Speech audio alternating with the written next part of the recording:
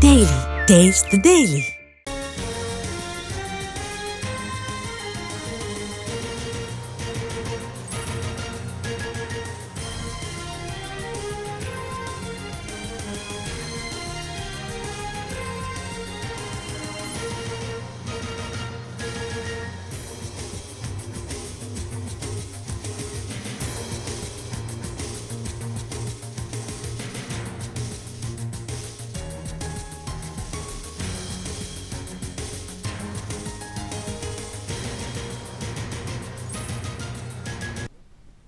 నకిలీ మద్యం తయారీ కేసులో ప్రధాన నిందితుడు అద్దెపల్లి జనార్దన్ సౌత్ ఆఫ్రికాలో ఉన్నట్టుగా పోలీసులు గుర్తించారు. అన్నమయ్య జిల్లా ములకల చెరువు నకిలీ మద్యం తయారీ కేసులో A1 గా జనార్దన్ ఉన్నారు.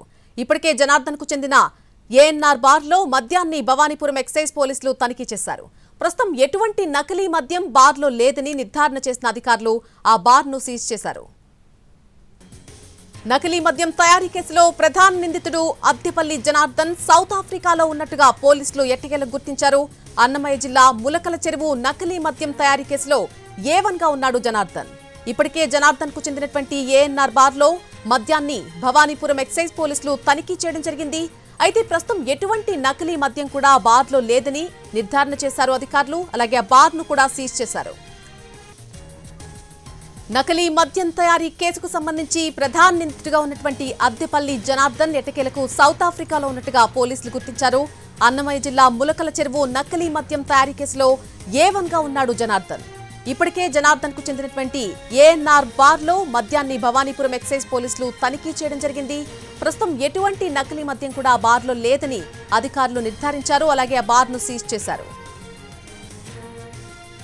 జనార్దన్ కు చెందినటువంటి ANR బార్ ను పోలీసులు సీజ్ చేయడం జరిగింది. అలాగే అక్కడ ఉన్నటువంటి మద్యం బాటిల్స్ అన్నింటినీ కూడా అధికారులు క్షుణ్ణంగా పరీక్షలు చేయడం జరిగింది. అయితే ఎటువంటి నకిలీ మద్యం కూడా అక్కడ లభించలేదు.